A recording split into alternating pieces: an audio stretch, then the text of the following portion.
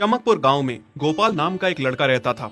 उसकी सौतेली माँ और बाप ने उसे घर से निकाल दिया था। उसकी सौतेली माँ ने सब कुछ अपने और अपने बच्चों के नाम पे कर रखा था और गोपाल को हिस्से के नाम पे 3 गायें दे रखी थी। गोपाल पढ़ा लिखा तो बहुत था, पर नौकरी ना मिलने के कारण उसने सोच लिया था कि वो अब उन तीनों गायें की खूब देख रेख करके उनसे जो दूध मिलेगा उसे बेच के अपना कारोबार चलाएगा।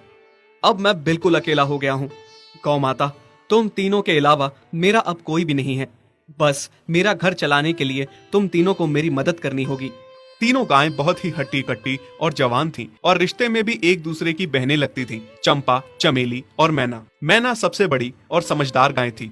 चंपा गर्भवती थी और चमेली को अभी अभी बच्चा हुआ था। वो दूध दे रही थी, जिसके दूध को बेच के गोपाल का थोड़ा बहुत घर चल रहा था। पर गोपाल को अब चंपा और मैना पे पूरा भरोसा था कि जब उनका बच्चा हो जाएगा तो वो खूब दूध देने लगेंगी और जिससे उसका कारोबार अच्छे से सेट हो जाएगा। देखा चमेली बहन, हमारे मालिक को कितनी उम्मीदें हैं हम तीनों से। हाँ चंपा, सुना मैंने, मालिक ने हमसे कितनी सारी उम्मीदें लगा रखी हैं।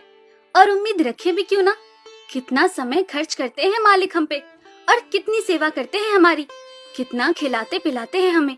और फिर हम मालिक की उम्मीदों पे खरा ना उतरेंगी तो धिक्कार है हमारी जिंदगी पर। सही कह रही हो बहन तुम। चलो हम तो मालिक के लिए कुछ ना कुछ कर ही लेंगे। तुमने बच्चा दे दिया है, दूध भी दे रही हो, मैं भी गर्भवती हूँ।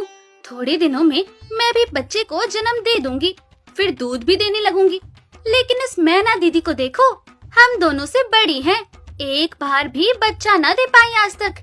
क्या इसका फर्ज नहीं बनता मालिक के लिए कुछ? ये तो बड़ी हैं, हमसे ज्यादा इसको मालिक के लिए करना चाहिए था, लेकिन हम छोटी होकर इतना सोच रहे हैं। तुम दोनों ऐसा क्यों कह रही हो? क्या गलत कह रहे हैं हम? सही तो कह रहे हैं। कितने सालों से बांझ पड़ी हो तुम। ऐसा कैसे कह सकती हो तुम?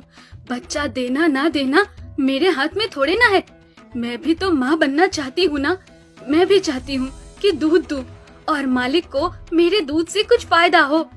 अरे तुम क्या बच्चा दोगी जो इतने सालों से नहीं दे पाई? तुम ये ख्वाब लेना बंद करो कि तुम बच्चा दोगी और तुम्हारे दूध से मालिक को कोई फायदा होगा। दोनों छोटी बहनें बड़ी बहन मैना की बेबसी का मजाक उड़ाती हैं और उस पे हंसती हैं। इस बात से मैना बहुत दुखी होती है और रोती है कि उसी की बहनें उसको दिलासा देने की बजाय उसे ताने मार रही हैं, उसका मजाक उड़ा रही हैं। फिर एक दिन गोपाल का पड़ोसी उससे कहता है, अरे गोपाल, तुम्हारी 2 गायें तो ठीक है, एक गाय का क्या है? उससे तुम्हें कोई फायदा नहीं है, बेच क्यों नहीं देते उसे? अरे नहीं नहीं भाई साहब, बेचना क्यों उसे? अभी बच्चा नहीं दे रही तो क्या पता कल वो बच्चा दे दे। कोई भी काम जल्दबाजी में नहीं करना चाहिए। अरे नहीं गोपाल, मेरे कहने का ये मतलब था कि तुम्हें अपना कारोबार जल्द खड़ा करने की जरूरत है, क्योंकि तुम्हारे घर वालों ने तुम्हारे साथ जो कुछ भी किया वो बहुत गलत था। अब तुम्हें जो भी करना है अकेले ही करना है। आगे शादी भी तो करनी है तुम्हें, उसके लिए भी खूब पैसा कमाना पड़ेगा। जब तुम्हारी सारी गायें दूध देंगी तभी तो कारोबार अच्छा चलेगा ना। हाँ, बात तो तुम सही कह रहे हो भाई। मेरी मानो तो तुम अपनी गायों को क्रॉस करवा के देख लो, शायद उससे बच्चा हो जाए। हाँ, ये सुझाव तुमने सही दिया, मैं कल ही ऐसा कर लेता हूँ। सुना तुमने मैना बहन मालिक की बातों को? कितना परेशान है मालिक तुम्हारी वजह से, पर तुम्हें तो कोई बात कह ही नहीं सकते। झट से बुरा जो मान जाती हो तुम।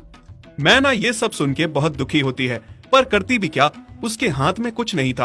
गोपाल ने मैना को क्रॉस करवा के भी देखा, पर उसका भी कोई फायदा नहीं हुआ। गोपाल, जो सुझाव मैंने तुम्हें दिया था, क्या वो तुमने आजमाया? हाँ भाई, वो भी करके देख लिया, पर उसका भी कोई असर ना हुआ। ये गाय किसी काम की नहीं है गोपाल, मेरी मानो तो इसे बेच दो। मैं सोच रहा हूँ एक बार फिर से क्रॉस करवा के देखता हूँ, शायद कोई बात बन जाए। देख लो, पर मुझे नहीं लगता। देखा, इन लोगों को भी पता चल गया, तुम बच्चा नहीं दे सकती, तुम बांझ ही रहोगी।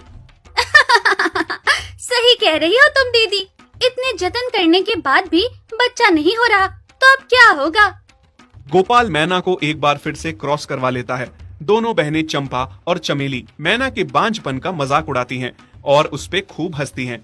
फिर एक दिन मैना चमेली के बच्चे के साथ खेल रही थी कि तभी चंपा देख लेती है। हाँ देख तो चमेली दीदी, ये मैना दीदी तेरे बच्चे के साथ क्या कर रही है? मुझे समझ में नहीं आ रहा, तू इस बांझ के साथ अपने बच्चे को कैसे छोड़ सकती है? जब मेरा बच्चा आ जाएगा मैं